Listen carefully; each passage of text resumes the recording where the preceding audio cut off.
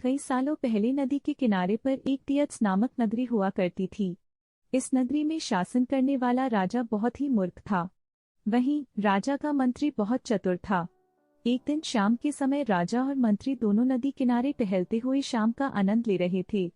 तभी राजा ने मंत्री से एक सवाल पूछा। क्या तुम बता सकते हो कि यह नदी किस दिशा में और कहाँ तक बहकर जाती है? महाराज, यह नदी पूर्व की दिशा में बहती है और यह पूरब देश तक जाती है। मैं यह नहीं चाहता कि हमारे देश का पानी पूरब के देशवासी इस्तेमाल करें।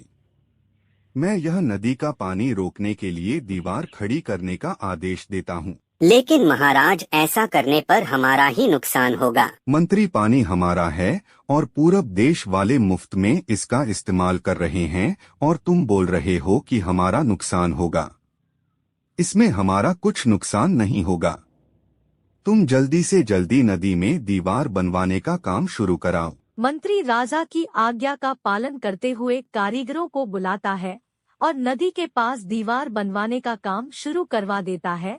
नदी में दीवार बनाने का काम तेजी से चलने लगा और कुछ दिनों में दीवार बनकर तैयार हो गई। यह देखकर राजा बहुत प्रसन्न होते हैं, परंतु उनकी मूर्खता के कारण कुछ दिन बाद जब बारिश का मौसम दस्तक देता है तो नदी का पानी पूरे गांव में भरने लगता है। धीरे धीरे पानी लोगों के घरों में घुसना शुरू हो जाता है।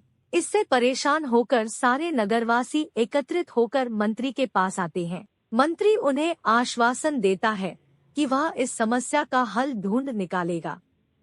लोगों की परेशानी सुनकर मंत्री समाधान निकालने के लिए एक योजना बनाता है। उन्होंने राजमहल में समय को बताने के लिए घंटा बजाने वाले शख्स को इसमें शामिल किया। वह समय के अनुसार घंटा बजाता था, जिससे लोगों को समय पता चलता था।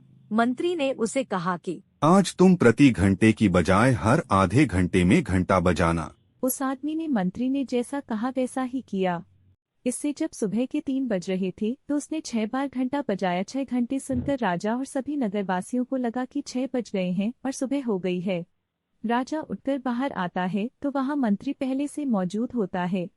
बाहर अंधेरा देखकर राजा मंत्री से पूछता है कि अभी तक सूर्योदय क्यों नहीं हुआ है?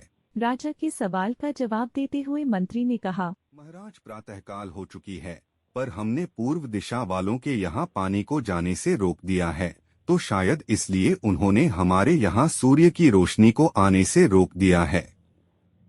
इसलिए सूर्य उदय तो हुआ है, पर हमारे देश तक रोशनी नहीं पहुंची है। ऐसा लग रहा है कि अब हमारे देश में सूरज की रोशनी कभी नहीं पहुंच पाएगी। यह सुनकर राजा चिंता में पड़ जाता है और मंत्री से पूछता है कि क्या इसका कोई उपाय नहीं है? तब मंत्री उत्तर देता है कि महाराज, अगर आप नदी का पानी छोड़ देते हैं तो हो सकता है कि वो भी सूरज को छोड़ देंगे। इससे राज्य में फिर से रोशनी आ जाएगी। राजा मंत्री को तुरंत नदी की दीवार तोड़वाने का आदेश देता है। मंत्री कारीगरों को नदी पर ले जाकर उन्हें दीवार तोड़ने के लिए कहता है। कुछ घंटों में कारीगरों ने दीवार गिरा दी और तब तक सूरज के निकलने का समय भी हो गया था। सूर्य उदय हो गया। सूर्य की लालिमा देखकर राजा बहुत खुश हुआ और मंत्री को इनाम देने की घोषणा की।